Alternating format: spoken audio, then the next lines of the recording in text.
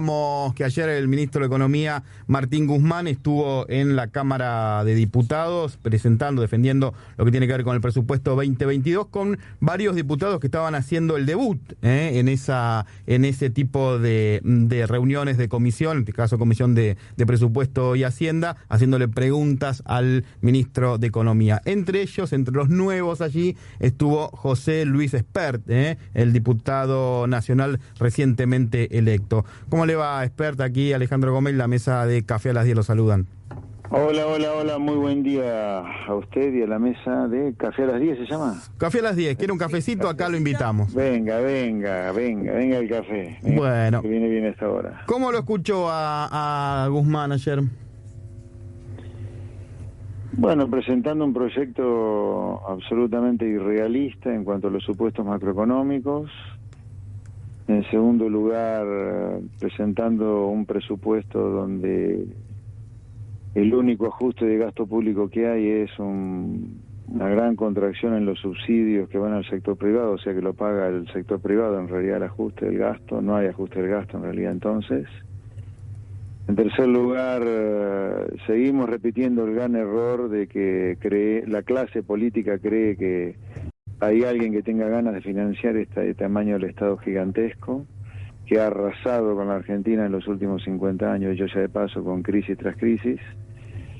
Y en tercer lugar, bueno, veo la mala costumbre de que impuestos que se crean por única vez después crean de manera permanente. Por ejemplo, bienes personales, que es un impuesto que se creó en el año 91, hace 30 años, iba a vivir hasta 1999. Bueno, hace más de 20 años un impuesto que ya no debería existir existe, y no solo eso, sino que en el presupuesto, en el artículo 82, la sobretasa que se creó por la ley de solidaridad a fin de 2019 para los bienes en el exterior se mantiene in eternum. Es como que ya hemos creado un impuesto dentro del impuesto, lo cual me parece absolutamente inadmisible. Entonces le diría, muy poco serio los supuestos, inadmisible para mí que luego de una pandemia que ha dejado en la lona al sector privado, el único acompañamiento que reciba de la política en cuanto a la reducción del gasto público sea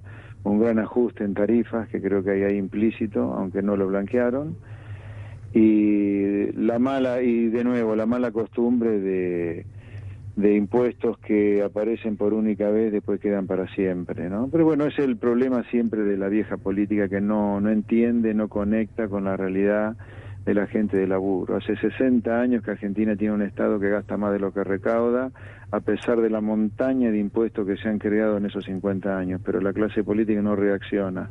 Me impresionó después de 9 horas de escucharlos hablar, cómo hablan del gasto público de acá, gasto público de allá, como si el gasto público lo financiaran los marcianos de Venus. No, lo financia gente de laburo argentino que tienen su comercio, su emprendimiento, clase media, clase alta, que dejan de hacer cosas para pagar impuestos y ellos menean el gasto público como si fuera un derecho adquirido, sin ninguna conexión con la gente de laburo que está fundida después de la cuarentena y está fundida por la cantidad de impuestos que tiene que pagar. Entonces, José Luis Espert, ¿qué tal? Andrea Landi lo saluda, ¿cómo le va? Bien, buen día, Andrea. ¿Por dónde tendría que venir el ajuste? Mire, voy a hablar de los números que presentó Guzmán, olvidémonos de lo irrealistas que son, porque si no nos volvemos locos. Tomemos como un bueno los números de Guzmán. Para Guzmán la recaudación de impuestos en el 2022 va a crecer más de 3 billones de pesos. El déficit fiscal del año 2021 va a terminar en 2,5 billones. Bueno, ¿por qué no usamos los 3 billones de pesos de más recaudación para hacer déficit cero, dejando de endeudarnos a una velocidad de colisión, porque la velocidad a la cual nos estamos endeudando es insostenible, y ayudamos a que el pobre sector privado, que va a tener que pagar seguramente un tarifazo, sea acompañado por la clase política, donde el resto del gasto, en lugar de crecer 35%, crece 10%, por ejemplo, ¿no? No hay plata, no se puede aumentar el gasto, no se puede. Claro, lo que pasa es que, perdón, Espert, Mariano Barrio le habla, ¿cómo le va? Sí, bien. Claro, él prevé una mayor recaudación, pero también prevé un mayor gasto el presupuesto, y entonces el déficit termina siendo 3,3%. ¿Ustedes podrían llegar a pedir modificaciones para que este proyecto sea tratado en comisión, se modifique? A lo mejor usted en una estrategia con el resto de la oposición, ¿no? Y también en el recinto haya modificaciones. Bueno, desde ya que yo la modificación que le pedí a Guzmán, eso está grabado afortunadamente, es la misma que les acabo de decir a ustedes. Si la recaudación crece, como usted dice, ministro, 3 billones de pesos, úsela primero para lo urgente, que es parar este taxi de la deuda que nos lleva a un ritmo de colisión. Y eso es mucho peor para la sociedad, para la gente de a pie de laburo, que cualquier otra circunstancia, porque las crisis son las que hacen explotar la deuda acá. Entonces evitemos una crisis de deuda de nuevo, hagamos déficit fiscal cero ya. Obviamente eso va a impedir que el gasto público crezca lo que está puesto en el presupuesto que crece. ¿Por qué el gasto público, como usted dice, crece 35%? Claro, porque sigue el déficit. En cambio, si usted pone la prioridad en lo urgente, que es eliminar el déficit, que para el ministro no es urgente, porque ahí sí, hay un concepto... Hay un tema de concepto fundamental que nos diferencia del ministro.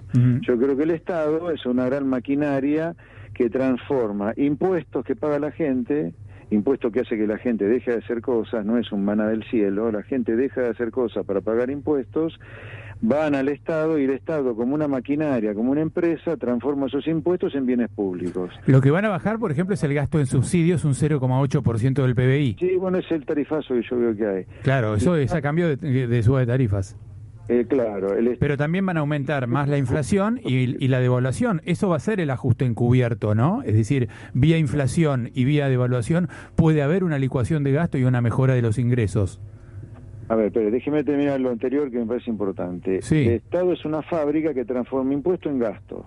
Esos gastos son lo que llaman bienes públicos. Bienes que si lo haría el sector privado, lo haría como el traste. O sea, el único lugar donde las Fuerzas Armadas las provee el privado es en una película de Marvel que se llama Iron Man, ¿no? Las Fuerzas Armadas es un bien público, la seguridad es un bien público. La diplomacia es un bien público, la justicia es un bien público, la educación básica y salud básica también. Ahora, fuera de eso, todo gasto que exceda a eso, uno tiene que mirarlo con 4 ojos en qué gasta. No, acá se crean estructuras, superestructuras de la nada que hacen que impuestos transitorios queden para siempre. Primer problema. Ahora voy a lo que usted dice, Barrio. Es cierto.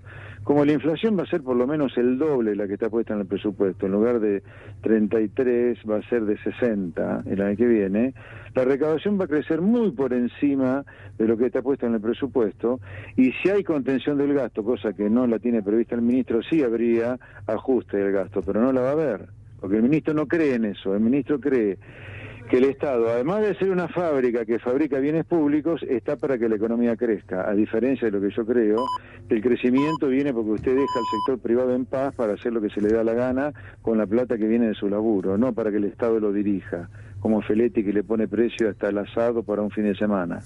José Luis Esper lo dijo, economista, diputado nacional electo recientemente. Muchas gracias por estos minutitos aquí en Café a las 10.